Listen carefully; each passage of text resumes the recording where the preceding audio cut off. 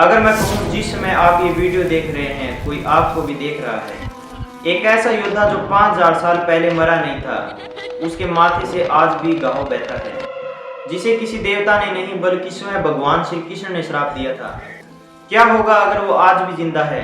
अमरत्व वरदान नहीं बल्कि सबसे भयानक सजा है उसके लिए।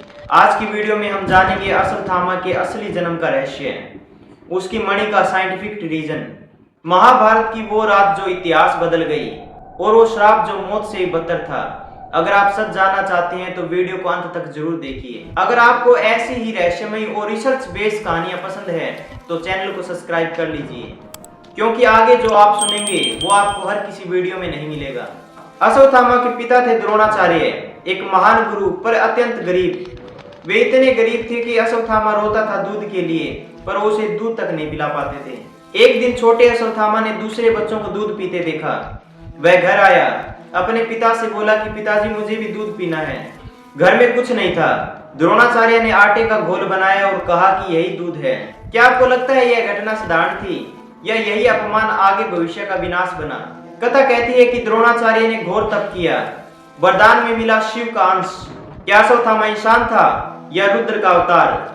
जन्म लेते ही अश्वत्थामा ने घोड़े जैसी आवाज निकाली, इसलिए उसका नाम पड़ा अश्वत्थामा। असली सवाल तो यह है कि क्या वो साधारण जन्म था या किसी दिव्य शक्ति का अवतरण? अगर आपको कहानी अभी तक रोचक लग रही है तो एक लाइक जरूर कर दीजिए, क्योंकि आपका एक लाइक हमें ऐसी और रिसर्च वीडियो के लिए प्रेरित करता है। अब हम बात करते हैं अश्वत्थामा के माथे की मणि के बारे में।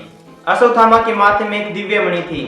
कहा जाता है कि उस मणि के कारण उसे ना भूख लगती ना प्यास लगती, उसे ना कोई अस्त्र से मारा जा सकता था ना किसी शस्त्र से मारा जा सकता था, और वह न ही उसे बीमार होने देती और जंगली कीट पतंगों से उसकी रक्षा भी करती। क्या वो सिर्फ एक पौराणिक रत्न था या प्राचीन भारत की बायो एनर्जी डिवाइस? आज साइंस पिनल ग्लैंड को तीसरी आंख कहती है।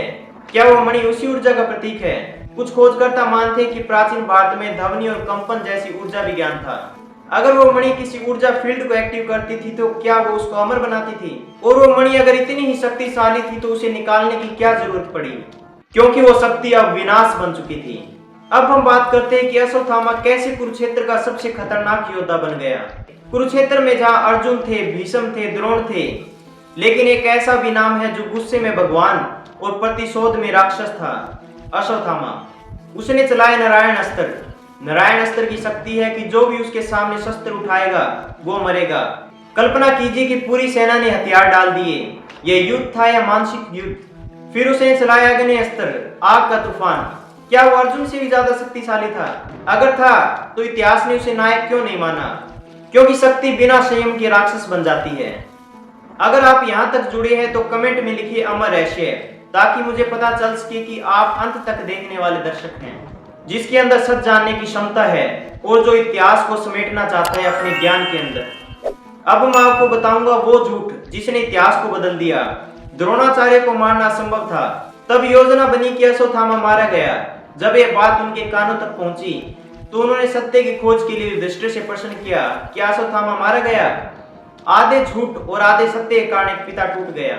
धृष्टद्युम्न जो द्रौपदी का भाई था, उसने द्रोणाचार्य का वध कर दिया। अब बताइए, जिसने सारे जीवन धर्म सिखाया उसका वध हुआ अधर्म से। क्या उस दिन अश्वत्थामा मरा या उसका विवेक? क्या आपको पता है कि अश्वत्थामा ने पांडवों के सोते हुए बच्चों को क्यों मारा? चलिए उसी के बारे में चर्चा करते हैं। सोते हुए उप पांडव और प्रवेश करता है अश्वत्थामा।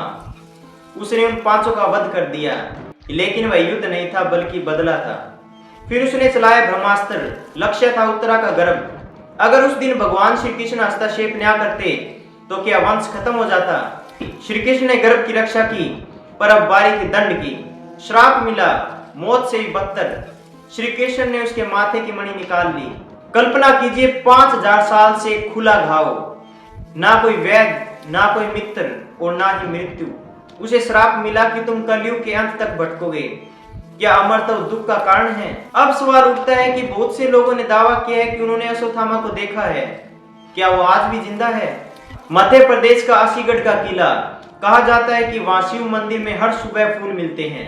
नर्मदा नदी के तट पर साधुओं का दावा कि उन्होंने एक ऐसे लंबे व्यक्ति को देखा जिसके माथे पर घाव था और अचानक गायब हो गया। क्या यह सामूहिक भ्रम है या इतिहास का अधूरा पन्ना? साइंस कहता है कि शरीर मरता है, सनातन कहता है आत्मा अमर है। कहा जाता है कि जब कल्कि का अवतार होगा तो अश्वत्थामा उनके गुरु होंगे। अब सवाल आपसे है, क्या वो प्रतीक्षा कर रहे हैं या अपने श्राप से मुक्ति की तलाश में हैं? अगर अश्वत्थामा आज भी जिंदा है तो इंसानों के बीच छुपा हुआ है। अगर वो अमर है तो इतिहास नहीं बल्कि वर्तमान है। कमेंट में हर हर महादेव या जय श्री कृष्णा जरूर लिखें। और मैं हूं प्रमोद शाहपुरवाला। अगर आप ऐसे ही रहस्यमय सच जानना चाहते हैं तो सब्सक्राइब कर लीजिए, क्योंकि अगली कहानी और भी ज्यादा खतरनाक होने वाली है।